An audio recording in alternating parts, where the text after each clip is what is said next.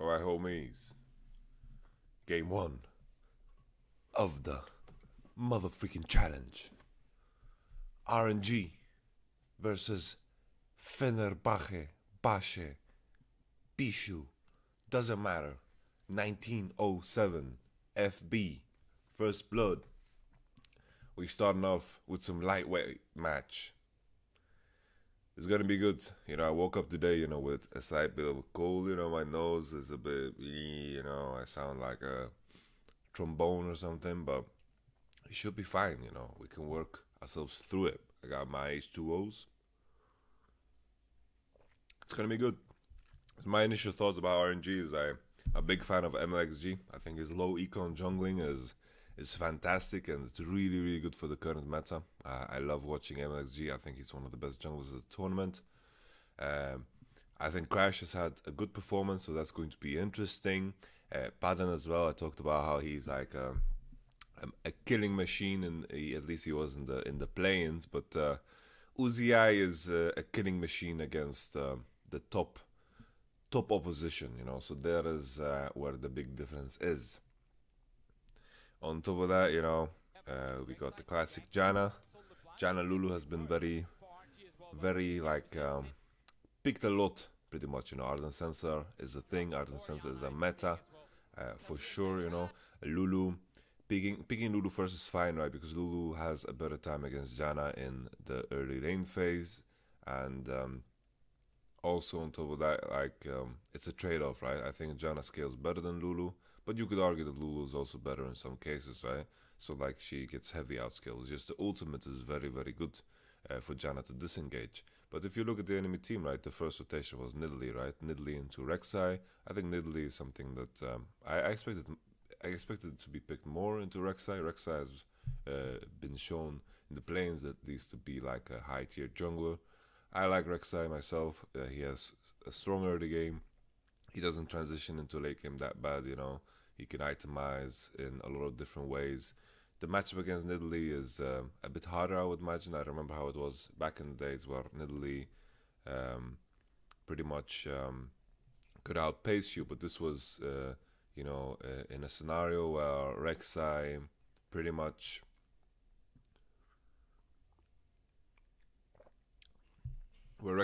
didn't have the same ultimate, right? So the way you played with Rek'Sai was you committed heavily on farming, you kept up with Nidalee, and if you stayed even, you ended up ahead. So it's important for Nidalee to steal away some camps from Rek'Sai, maybe get a good mid lane matchup for our Nidalee here, and make sure that she can pressure.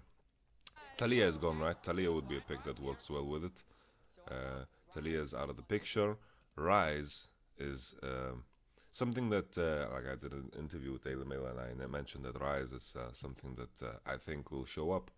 Ryze got a big W buff, and he got hit with some good stuff. His W got buffed. The problem with Ryze is that some of the matchups that are currently in meta, right? The Syndra, the Cassio, the Orianna, these are matchups that aren't that easy for Ryze. Ryze needs to survive his lane phase, get the tier, maybe close off on the catalyst, and then he needs to get out on the side lanes, and then all of a sudden Ryze is a powerhouse, right? In a case where we have Kog'Maw on your team, the problem with Ryze where you have this issue where you get outranged by the enemy, it doesn't matter too much, right? Because Kog'Maw can just take charge, and Kog'Maw can lead the fights, and Ryze doesn't need to take too big risks here to kind of win the game for them. The main thing here is also with the Ryze teleport. I can imagine that Ryze is going to do some juicy things with Cho'Gath and juicy things with Rek'Sai as well, because these are two champions that don't have the best engage abilities, right? But when they get in there and get dirty, then things can get quite great. On the other hand, I think Fenerbahce's team comp is quite strong. It has some engage. I think RNG, they have this engage too with Ryze, and they have a strong split push later on in the game. But FB, they have this thing where they strive on being in long range. They strive being in situations where they don't get engaged on. So this is a decent composition. I like this composition more, I would say, because it has less risk. At one point in the game, you have to group up around Nashor and play around Nashor, get mid priority and things like this. And I think mid priority wise, FB has an advantage, but RNG domestically are not bad at controlling side waves and playing on side lane and doing that kind of a play style. So I think that's where RNG have to focus. Cho'Gath on the side is going to outscale Maokai eventually. I think not enough to matter on the side lane, but I think his ultimate is really powerful on the 2v2s. Rise is going to, like when he reaches Void Staff, is going to be able to kill anyone, but that's going to be a very long time, right? So it's all eyes on the bot lane. I think whoever gets ahead in the bot lane is going to have a good time. The main thing for me is Kog'Maw. I feel like he reaches his spikes earlier than Tristana, because Kog'Maw is going to heavily outrange Tristana at one point, and I think that matters. Kog'Maw past 5 is going to be very strong. I think it's a question of where does Tristana base or what items, in her lane phase. If she's based on BF, then I think she can start winning, but if Kog'Maw gets a better base than Tristana, then I think Kog'Maw has a massive edge. And I think with Lulu on your side, you should be able to set yourself up for a good BF swap base.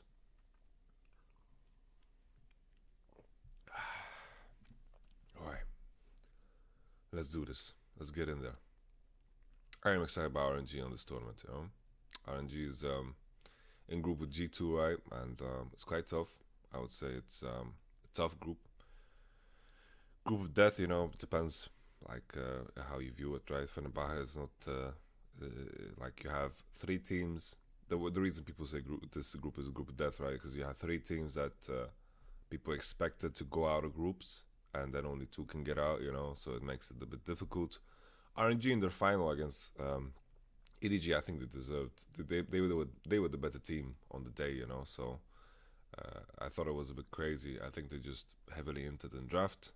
Let's see how it works out today with their draft. Alright. RNG on the blue side, the OP side. As we always say. Ooh. MXG, mechanical genius, gets hit by a spear. It's just that Koreans are just superior, man. Excited about the Xiaohu on Rise. He went for the heal. I think that's pretty ballsy. I would go either Cleanse or maybe Ghost against Syndra. I think that would be great. I'm a big fan of Cleanse against Lulu and Maokai. Alright, so we got this late invade. The positions were dropped pretty early by RNG to maintain vision here. I think this can get dangerous pretty fast. Like, there's a lot of damage here on FB's side. They are already in the bush, but they need to just walk away. They can't fight this. Look at G. Ooh. Oh, he's dead? FB with the first blood. Alright. That's some good stuff, man. At bot lane got a bit chunked, but of course she has potions for days, and Janna Kog'Maw is not going to be the strongest lane in the early game, so it doesn't really matter that much. Both bot lanes are running the barrier and heal. I like it. Like exhaust is not going to do anything in this game, so might as well. Could even consider like I would say Cleanse on Rise, but you don't need Cleanse on Kog'Maw because Kog'Maw should be long range enough to not get hit by any of this stuff. And if it's really bad for you, then you can always buy QSS on AD, but you can't buy QSS on Rise. Sure, you can, but it's like, you don't want to, you don't want to. But let's see how this heal pays off. The heal is very strong for the 2v2s though. But I feel like the 2v2 is hard for Rise and Rek'Sai to commit to. Like if they lash on to maybe Syndra, then maybe I can see them do some good stuff. But I'm surprised that Syndra is the one running Cleanse in this matchup. Got Infernal Drakes, that's going to matter a lot. Maokai is going to get pushed in early by Cho'Gath. It's the usual. Lemmy pushes and puts the wards. Lemmy is a player that I've seen him do the best on more the Renekton's and those type of champions. I think his Maokai performance was quite disappointing. MLXG, ooh, this is low. Oh, he gets it. Very important. Very, very important. He gets the entire camp. This is massive, this is massive. Holy. Very, very big. Now this is like half the first blood is almost equalized. Like the XP is important, right? Let's see if you know, MLXG is using his pressure from top lane very, very wisely. They have full vision top side. Nidalee is kind of suffocated in this area. MXG has to take a step back, maybe take his buffs. Wonder now if he's going to give it the blue buff to Ryze. Ryze is half mana right now, doesn't necessarily need it. Maybe he can scour around mid and try to set Ryze up for the base so we can get the tier. I think MLG maybe is wasting too much time here. He cancelled his base, so I guess it equalizes. But in the case Crash based better, then this wouldn't happen. MLG is kind of wasting time here. It looks like Zhao is going to get the good base without the help of a jungler. Looks like he is going to go for the tier here. Or maybe he's just going to stay. I think if he just based straight up, it would have been a good base. He has enough mana to push in the next wave as well, though. But I think, you know, the position of the wave here is kind of awkward. Maybe he can just shove it in completely. Alright, I think if he based before, it would have been a better base and he would have had enough money for a tier. I would have liked that more. No blue buff for enemy jungler. Not a big deal. RNG don't spot this Nidalee coming in. The gank is quite weak though. Like Uzi with his mechanics doesn't get hit. Half HP though, so it's not a bad gank at all. Nidalee doesn't necessarily lose anything, and it's pretty obvious that she's going to path on the bot side, right? She just cleared the top side camp, so there's no Raptor, no Golem. So this gank was not the worst gank ever.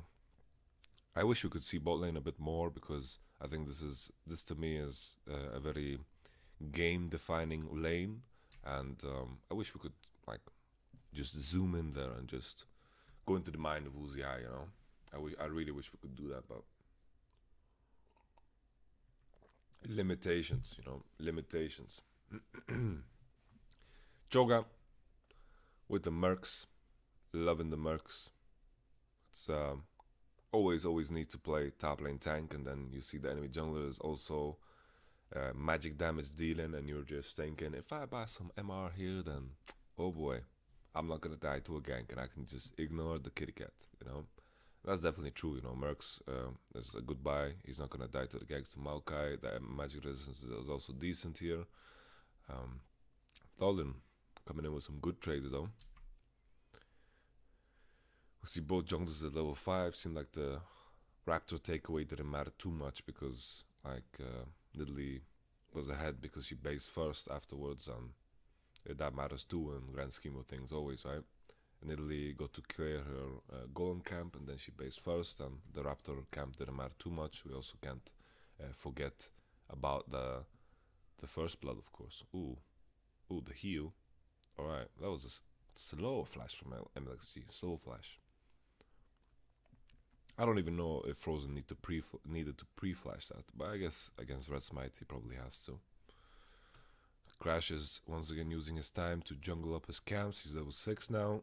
I feel like Nidalee needs to be heavily ahead of Rek'Sai to be more useful than Rek'Sai though. So I think currently it's still a fine state for Rek'Sai, not too bad.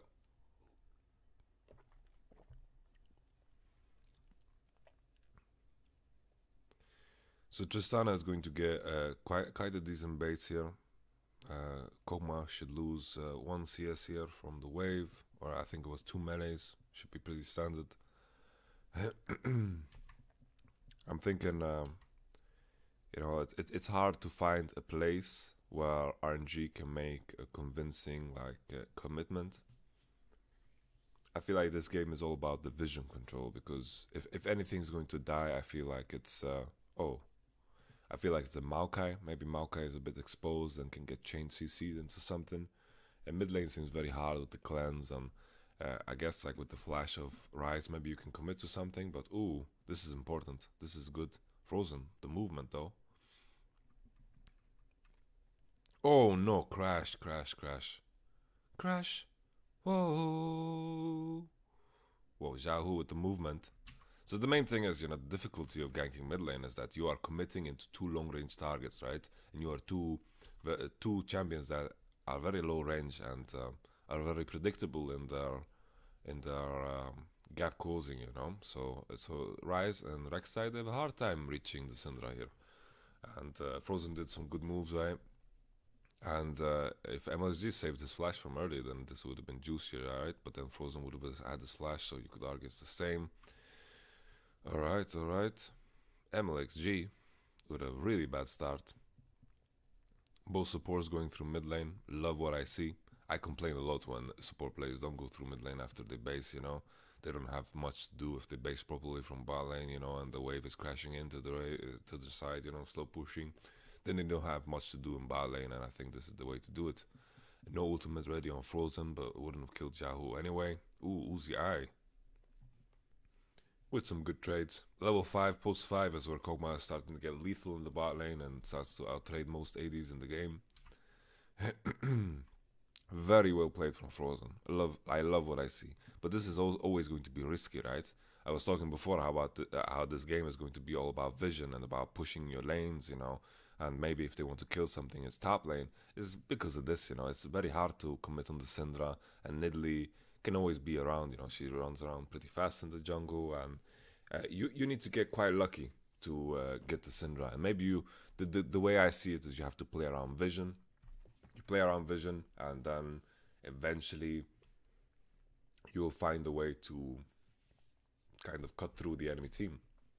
And let's fast forward here a bit. FB is ahead now. The BFs were doing work in bot lane.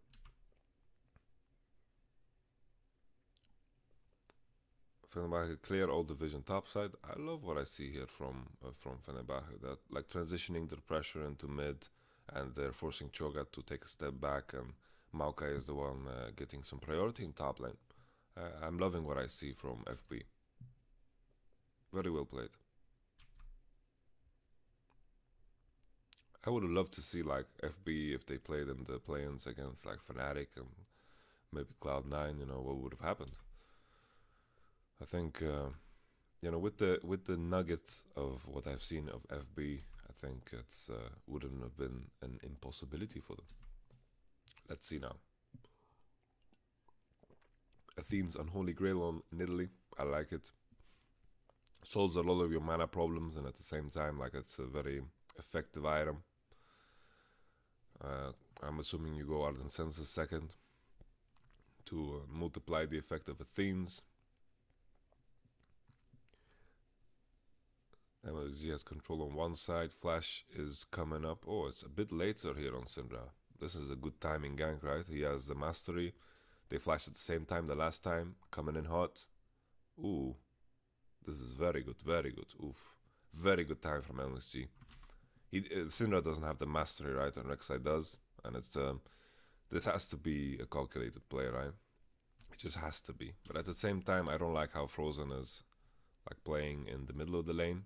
He should be playing, like looking at the vision he has, right? He is getting heavily baited here.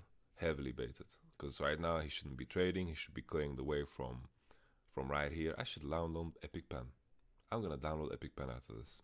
I'm like pointing with my mouse pointer, but I'm talking about bot side.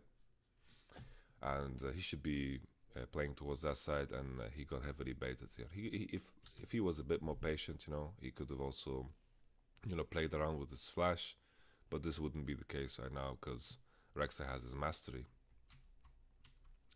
I want to take a step back. I want to see what happened to bot lane. The last thing we saw was that Kog'Maw was out traded quite a bit. I want to take a step even further back. Let's see here. So the BFs was also doing work, right?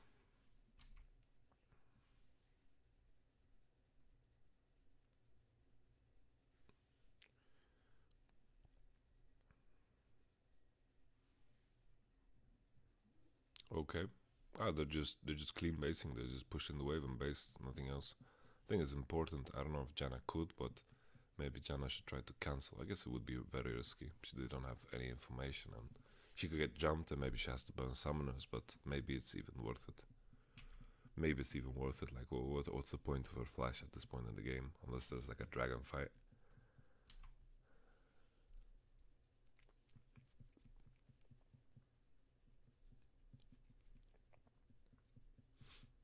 So bot lane go base priority means they get priority when they come back out of lane, right? Because the enemy bot lane needs to push out too. They commit for the Drake play. RNG pretty much traded their map, right? But it's a good way, right? Because Rek'Sai at this point can't really run into Nidalee. It would be devastation if that happened. But Infernal Drake pickup, I'm loving what FB is doing. You know, they are really using the pressure. They're communicating. It's very evident that they're talking about like setting up some situations here where Tristana hard pushed the bot wave. They base first. Kog'Maw has to base, and then they ran to Drake. They knew Kog'Maw had to base. They use this type of situations. Nidalee is pressuring with her mid laner. I love what I'm seeing here. Frozen did a bit of a mistake though. He played to the wrong side, and he definitely should have been a bit more patient so his flash could come off cooldown. Oh, this is a one shot right here, I think. Ooh, wow. This is big if true. That's the barrier, working on the ultimate. Uzi getting fully healed. I feel like Ryze needs to.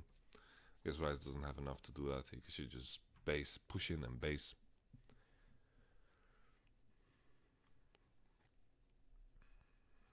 Yeah, Janna's ultimate is so powerful in these situations, right? Like her ultimate's not gonna get cancelled. Like only if Tristana is.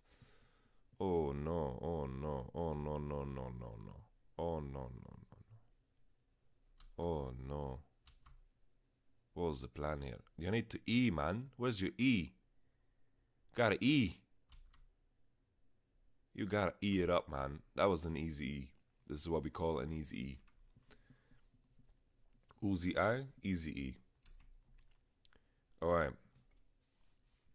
Rek'Sai gained in some pressure in the bot lane, means that they could have based first. Ryze is back on the map. He has those items we were talking about earlier. He's has Mercs, you know, Catalyst here. He's in a good state of the game now because right now Syndra has nothing on him. You know, he's very powerful in the mid lane. Syndra has absolutely nothing on Ryze. Ryze will have priority, and Syndra has to be the one that is scared. Another thing is that she has no summoners, and Ryze can just run up, force her E, and then run up again, and then just root her and force her off the wave. So I'm hoping MLSG still plays the same route, you know, pressures through top side into mid. At this point, though, I even think that MLXG can play through bottom because top lane is going to be quite a boring lane matchup, and they just need to pressure into bottom because bottom is the lane that requires the most attention now, I would say, after mid lane. At this point in time, you know, Ryze is so fed that Nidalee and Syndra will have a very hard time killing him, you know. So it's Ryze and Rek'Sai just have to play through mid at all times into bottom. Good trading, good trading. Oh no, Ming, come on, man. What was this shield? Try to shield that E damage. That's a tilter. Alright, I'm trying to just remove the mouse for a second so we can see the gold. Right now it looks even. Alright, it looks even. Alright, good stuff. Good stuff. Let's take a step back here. I think Rek'Sai is doing this in the wrong order. Maybe he should just be playing through mid and clearing these pink wards, because these pink wards have been up the entire game, right?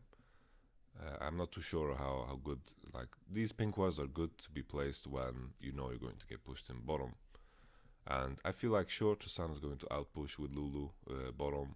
There's Ardent Senses have come online for both. But in a situation where you fight, I don't think Kog'Maw is much worse.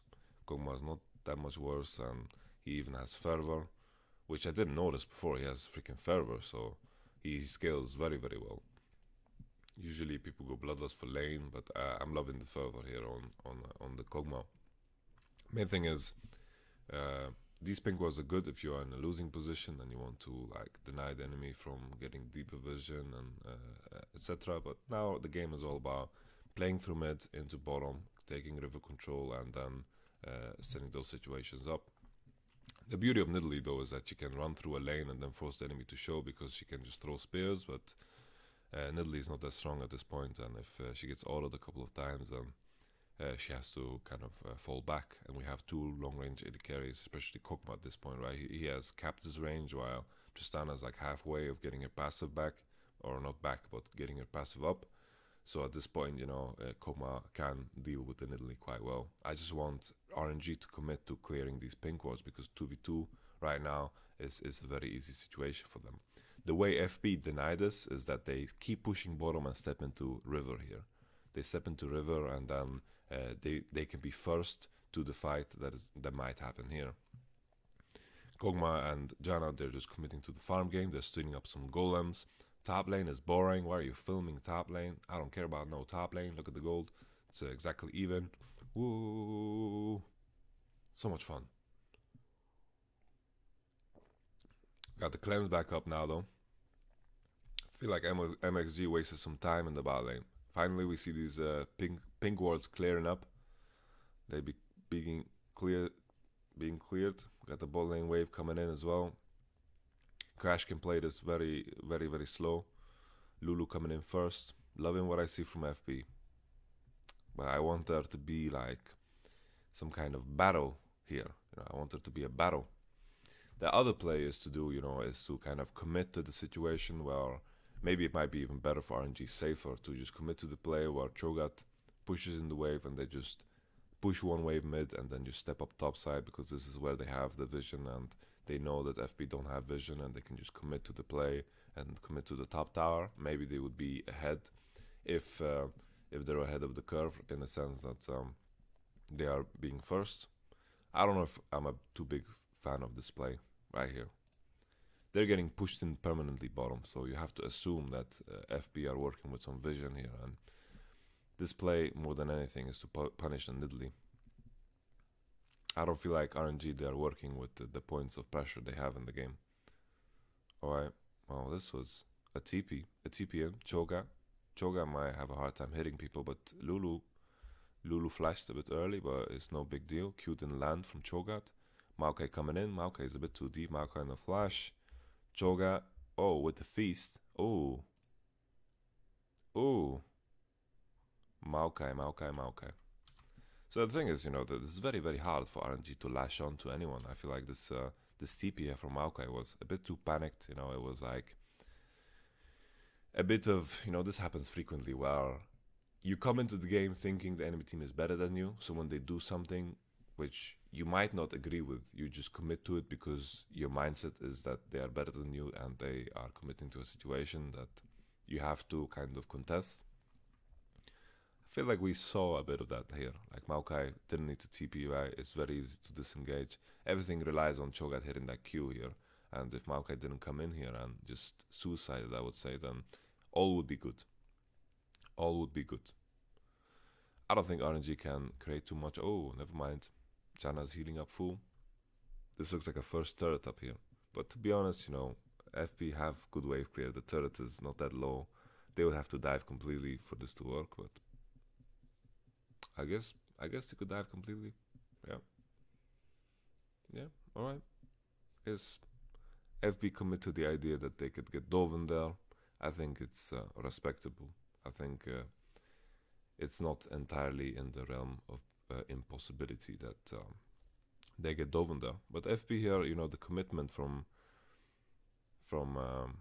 Fenerbahce is like here they disengage already. Maokai, what Maokai is doing here is completely useless.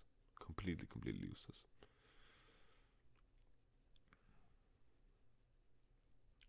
Why? Because to be honest, RNG's play could have just backfired. If Maokai just stayed up top, didn't do anything, then that he would have gotten more CS, maybe he would have hit the tower, and then eventually he might have had to TP when the enemy team would try to dive the tower and kind of commit to this play where they have to outperform the enemy team in the base, or not the base race, but the turret race. And then Maokai could TP and then it would have been better. Kog'Maw got the first turret bottom, means that the map is shifted. Stan and Lulu continue to push bottom, they got the turret there. RNG are, well, they're a bit behind on tempo, but it doesn't matter. Cho'Gath is in the right lane and they will get the tower anyway, so tempo-wise, it doesn't matter. Right here, after killing the stop wave, Kog'Maw needs to base. I don't know how much Rek'Sai... Oh, Rek'Sai is just putting his Rift Herald into mid. I love this play if Janna and Kog'Maw just rotate into mid instead of basing. I'm not too sure how much gold this Kog'Maw has right now. Does he have enough for his Hurricane? Might look like it. No, he's just doing golems and staying in lane. I think he doesn't have enough for Hurricane. I think this has to be the thought process for Kog'Maw. there was two ways to play it here, right? I thought they would go for the play where Kog'Maw just bases off of this and then walks through mid while Tristana and Lulu's pushing out here. And then when they walk through mid, then they put the Rift Herald and then they outnumber them and Tristana and Lulu will have to rotate. The other play is to just right now off the bat with even more tempo advantage into mid. Kog'Maw instead of doing golems just go straight mid and they will outnumber. Tristana Lulu is going to go top side, or at least Tristana. Lulu doesn't need to be there, right? Tristana would have to farm this wave and they would outnumber here in mid lane. But then maybe, you know, Maokai has advantage in bot lane because Cho'Gath is stuck there and it would end the same. So there's a lot of arguments for why this Rift Herald isn't the best. Rift Herald here maybe is just being used to steal away a red buff because, you know, sure, here he sees the Nidalee, he sees the entire team, and the damage on the turret isn't necessarily bad. But if you play against Syndra, using Rift Herald to get the mid tower is super important, because if you get that opportunity to do that, then, you know, all of a sudden the strength of Syndra is going to be worse and worse, because right now she's the big wave clear target that can maintain the mid tower for the rest of the game, and Rift Herald is very, very good for that, to just break through Syndra's strength. So I think they could have used this better. I think if they just waited for Cho'Gath here to push in, maybe Maokai would have to show up. Kog'Maw could have maybe maintained priority here. They had some vision to work with. They weren't necessarily taking any risks. Oh, look at that Ryze though, buying 3 pink wards. That is wild. That is very wild. Abyssal Mask on the case. Better than Rod of Ages, you know. Especially against Syndra, you know, you just want to survive the burst and force her to itemize Void Staff. Legit, you know, she could just buy Void Staff second, you know. She just needs to get through these tanks pretty much, and, you know, this flat spell penetration, it will only be good when he has Void Staff. So right now, I wouldn't even mind if he went Void Staff second here. Alright.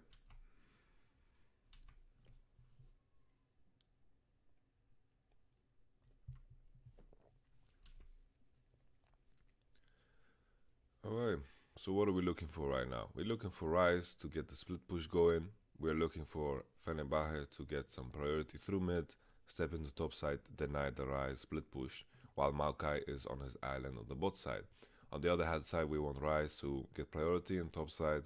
He will be able to 1v1 anyone at this point, even to Sana, even though he's itemized MRI. He's going to be able to 1v1 anyone at this point. He's going to go up in top lane, take priority there, while his team in the mid lane is going to hold down the fort here, and Ryze is going to be the one rotating through river, right? Beauty of Ryze is that his ultimate enables him to join fights where he's far away from. So Ryze being cut off in top lane is not necessarily that bad. Lulu has flash, and she has some insane speed. Burying some summoners, both heal. That was the insane speed we were talking about.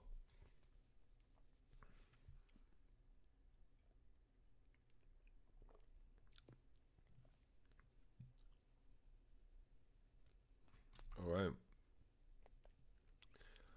Here we see kind of the weakness of Nidalee. Like, what will Nidalee really do at this point? Like, she can throw some spears and heal, but her spears are pretty much non-existent at this point. Like, she would have to hit either Janna or Kog'Maw, and even then, the reward is not that big, you know. Personally, I'm not too big of a fan of Nidalee. Like, I think it works if you get, like, a big advantage, but I think MXG just executed better on mid, and Frozen, sure, he had vision advantage for Frozen, and he didn't really use it too well, you know, because he died off of those ganks. And then, of course, Nidalee also died on the turret, so we can't forget about that. He did secure an Infernal Drake, and maybe we can attribute that to the Nidalee pick, but in general, you know, at this point, what does Nidalee really do? Alright. Surprised that we don't see a Void Staff third here on Ryze, but I guess he doesn't really... He's not the one that is going to fight Maokai in the side lane. So him going top lane and not buying it is completely fine too. Like, I'm even thinking if the CDR from Morello is going to just increases DPS against tanks more. See, that was such an important style for Ryze.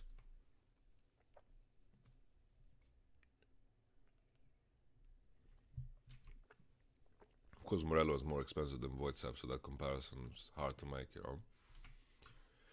Alright. At this point, I don't really necessarily feel like, my big issue is, well, what will Nidalee contribute to these situations? Maokai on an island bottom. Nidalee is constantly basing. Question is now, in a clash where the RNG lineup just brute force on mid because they have like a range disparity. Sure, I'm not even sure if they have that because of Kog'Maw. Like Kog'Maw is heavily outranging everyone, right? And he has a QSS, so he won't get caught against the Maokai and the Syndra. It's looking like a grim situation here, if I'm gonna be honest. Trying to think of ways where they create pressure, and the only way is to get that mid wave going for yourself. But Nidalee is so weak here. Nidalee is so weak. Like, who's going to face check these bushes here? And as long as RNG play around them, then it doesn't really matter. But I don't like the fact that right here they are grouping up in mid, and then Nidalee's in base here, 3 people, and then they just give up the wave. And right now RNG are doing 2 things at once because they can. No one's really contesting mid, and Uzi is just safely taking the wave all by himself. And I don't think necessarily you are able to do that. You can't really give that up if you are the one not having river control. Fenerbahce just need to find a situation where they can clear 1 top wave, group as 4, take mid priority, and then play through Nash. But right now, I don't even know if it's possible for them to get mid priority. They just have to play the stall game kind of here. Like, Kog'Maw is way stronger than Tristana right now, and Ryze is way stronger than Syndra. And like Maokai, sure, he's useful, but it doesn't really matter if the enemy team will shred you so much faster than anyone will shred the Cho'Gath. So it's quite a difficult situation here.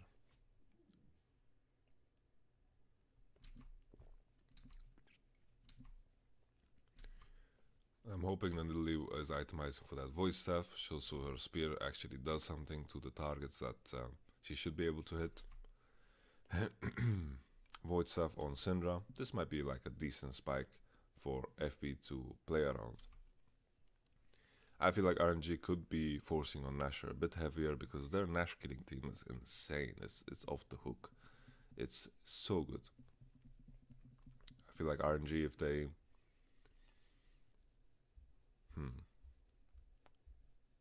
just abuse the fact that Fenerbahce is kind of playing this split up game, and they just try to punish this because they've been controlling the river here at all times. I feel like they just need to take this a step deeper. If they take this a step deeper, then all of a sudden the situation changes a lot. I don't know necessarily if this is the right Rek'Sai build in this game.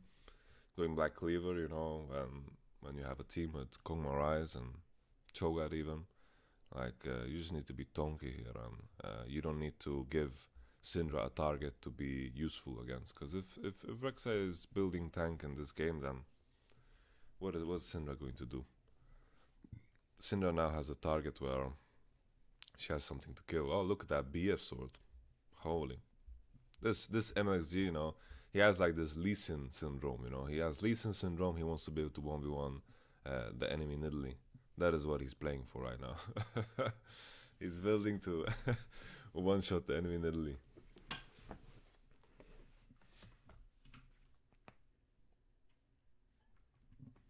We continue.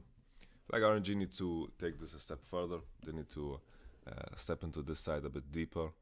Right now, Fenerbahce are not doing anything to contest. Like, when Syndra is up in top side, she's always catching wave second. Ryze can get priority and then move. We will see Syndra on the wave, and then when he moves, he can Ryze ult, and then you step into here. Syndra will be cut off, and she won't be doing anything. So I want this to happen, They're sending Syndra to be in the side lane against Ryze.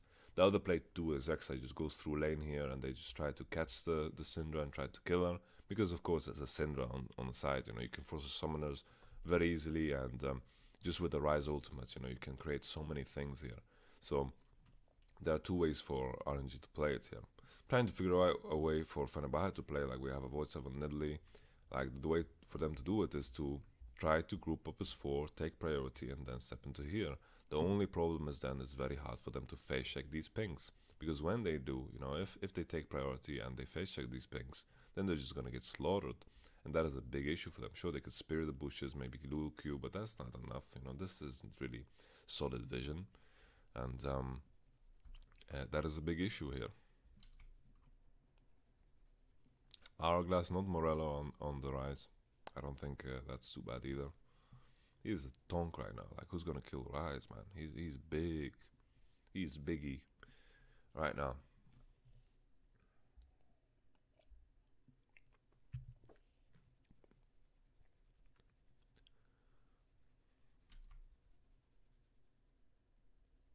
Now they're sending Kog'Maw in top lane.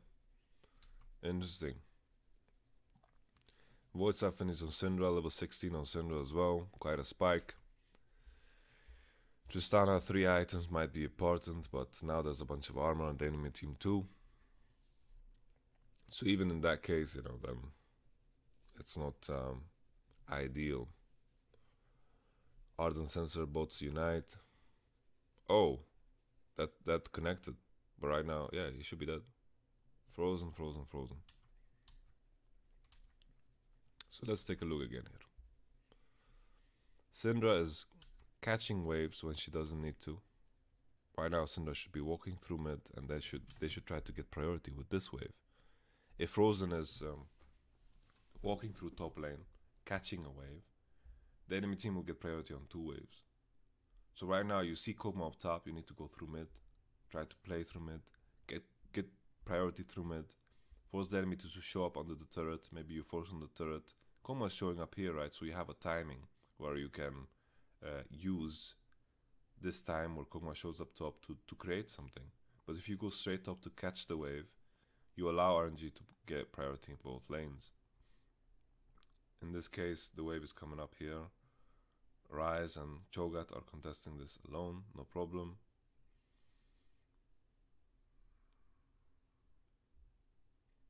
Wait, I need to double check because I might be wrong. So the wave is already pushed. Syndra is going to catch, is going there to catch 2 waves. Alright. If Kog'Maw killed this wave and walked straight, then he would have been in time for this wave. So it wouldn't necessarily be like a super good play for Syndra to go through mid. Yeah, this wouldn't be like a good time for them to like gain massive pressure, of course. Because Kog'Maw, let's say Syndra is around mid now, and Kog'Maw walked through river now after pushing that wave. They would have been in time for this wave, and it wouldn't have been that big of a deal. Let's take a step back even further. Where was the situation where FB could have attained some pressure? Syndra is now basing for her Void Staff. Everyone's basing.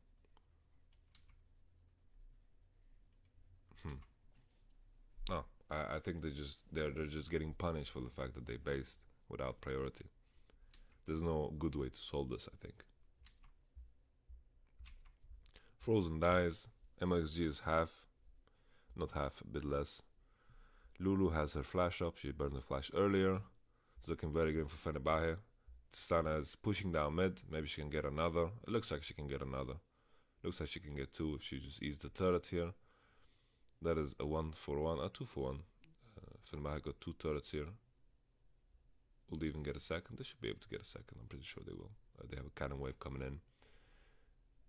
2 people dead on FB though. I don't know how Lulu died. I didn't even pay attention. Like she flashed. Like she has flash here. How can she? Had to flash earlier, homie. What are you greening your flash for, man? Use your flash, dude. Got a flash so you don't get W'd.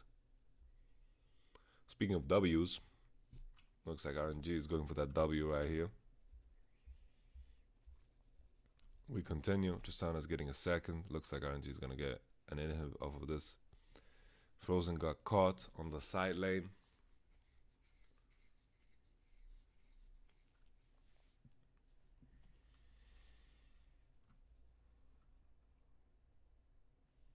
I want to take a step back and figure out what would be the best play for FB to not lose as much. Like in this case, you know, I think what the three people, the three stooges here, what they're doing is the correct play. I think they should commit to the idea that they push mid wave, then walk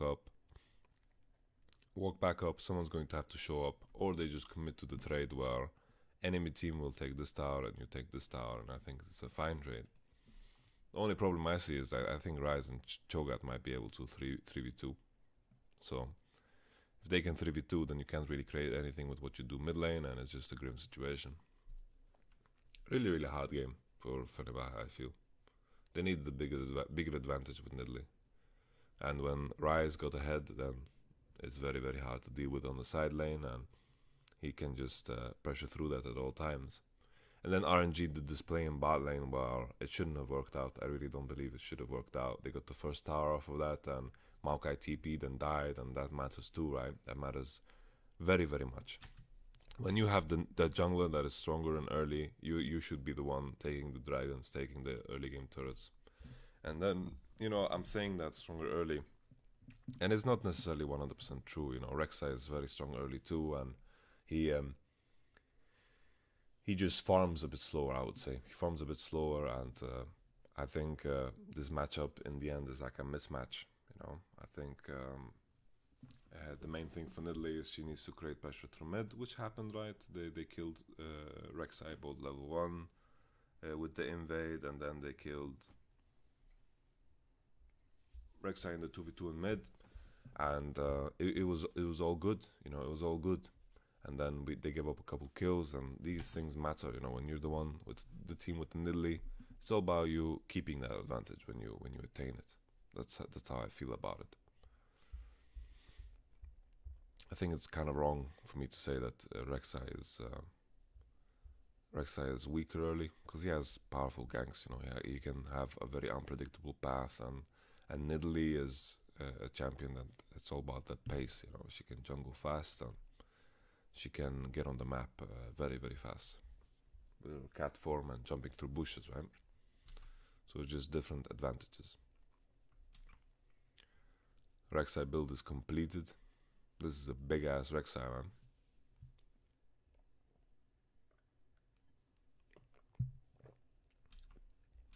We're gonna rewatch that play. My throw is giving up on me in the first game. We're reviewing the first game of the day. My throw is giving up. No problem. I'll just have to make some tea after this one. Alright.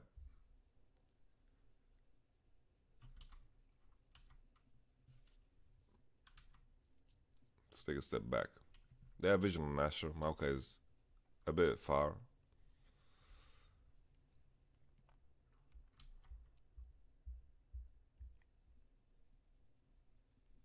Lulu is basing kind of awkwardly. They need to be in mid lane right now, you know, they need to be in mid lane. I just want to see a situation where Fenerbahce group as 4 in mid lane and try to get priority. I just want to see what happens if they try to do that. I'm genuinely curious. If Fenerbahce one time in this game just grouped as 4, they lose side lane priority anyway. Like they just group as 4, try to take river control, and then take the side wave with Tristana. Like, if they just did this once in this game, what would have happened? You know, I'm not saying this is a guaranteed play, because RNG will contest that for sure. You know, but if they just did this once, you know, I feel like this would be redeeming a little bit. You know, it would be redeeming a little bit at least. Crashes. I don't think Kuma wants to flash for this. Yeah, he dies anyway.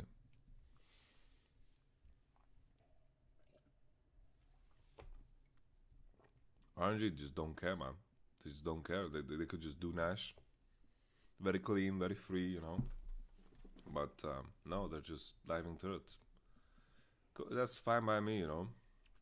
Warmock's heart doing work, holy moly. Healing down of Cho'Gath is just through the roof. Lulu's rushing. Is sprinting, you know. She's wearing her Adidas and she's sprinting to play some wards. But Crash is probably the worst target that could die in a situation like this, because a miracle Baron steal is the way to get something to happen. But I think we have to fast forward now for a bit. As for Ruding.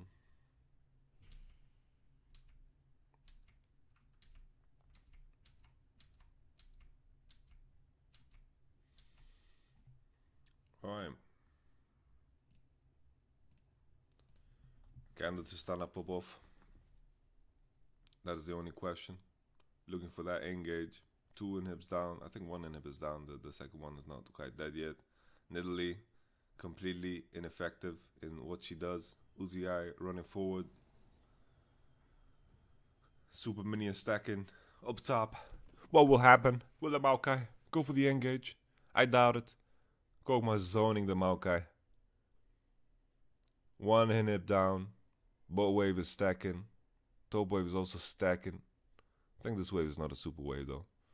Bot wave is stacking. Can they get the turret in the one sweep? They just need to give that Nasher. They need to give the wave Nasher and then it should be fine. Yeah, the wave is big. It's a big ass mother sucker. Alright.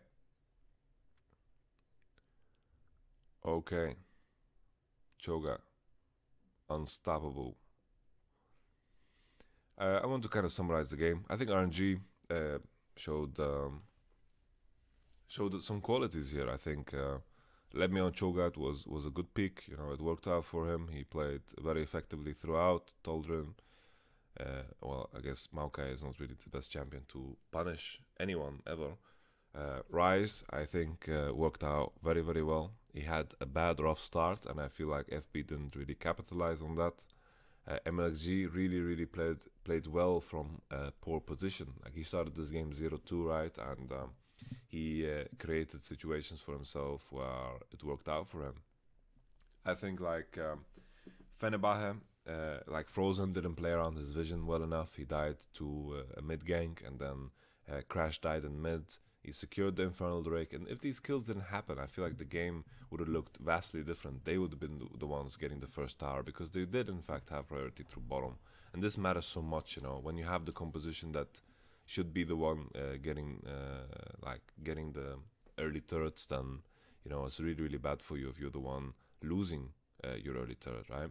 Then we had the TP play from Let Me, which was quite risky. I didn't like it. I think RNG could have played the game very differently, or in a more safe way, but it worked out for them, right? So maybe they're just psychological geniuses. They made the play on bottom, which heavily relied on hitting Q on Lulu, or it relied on Maokai TPing and suiciding, which worked, right? If Maokai just stayed in that situation top lane, TP advantage. If Fenerbahce got Doven under the turret, which would be the only play RNG could do that would be effective, then it would have been a vastly different situation. Uzi, alright. Fenerbahce with the comeback. Oh no. Oh, it's the AD Rek'Sai. AD Rek'Sai coming in. Full HP AD Rek'Sai. Boom! The AD Rek'Sai, man. Look, he took a chunk. He's walking around with like just stand-up bits in his mouth. Alright, good stuff from RNG. I thought we had like an insane comeback on the other hands, you know, but then I looked at the video time, you know, and I'm like, man, we got them analyst desk segment coming up. Alright. Once again, I don't know, Uzi dying cut me off in the middle of my kind of summary of this game. We were talking about the TP play in bottom. Yeah, TP play in bottom, Toldrin didn't need to TP in. If he just played it cool, played it safe, it's very hard for, you know, very hard for them to commit on Fenerbahce. Like, if we look at the side of RNG, their commitment is really poor. You know, it's good. They have a good situation when the enemy team needs to face check, and this is something I didn't really realize before. You know, I thought FB, if they just got priority through mid as 4 because they have like all these range champions, then they would be able to get river control. But in a situation when RNG just take river control and they don't really care about the mid wave, then it's very hard for Fenerbahce to face check. Very difficult. And then you want your Maokai to be the one face checking for you, but that's not gonna happen if he is like Maokai is not gonna get priority ever, right? He's not gonna get priority, and he can't really do the face checking for you. So maybe the play for Fenerbahce was to even go as far as grouping as 5 and taking priority with Maokai, and then face checking with Maokai and creating situations. But when we're speaking about this, you know, this would be in a situation where their early game worked out for them, where maybe Frozen didn't die as much, Crash didn't die, and they didn't lose their first tower to that TP play. RNG, on the other hand, I think they were very active, very took some risks that I didn't like, but it played out for them. Big fan of MSG's play. I hope we see more Rise in this tournament, and I think that sums it up. Excited to see more RNG. Fenerbahce still put up a decent performance. I think macro-wise, early game they took some Infernal Drakes. They played together definitely. They committed to take some blue buffs. I think they worked around their pressure timings quite well in the beginning, but then RNG kind of just took off, and I felt like FB allowed the pressure to get to them, where they assumed that the enemy is better and smarter, and they just allowed RNG to play their game, and FB just trusted that that was the correct game and followed them. You know, they were the one leading the dance, so to speak, and I think that sums it up quite well. Let's go into the next game. All right, thank you.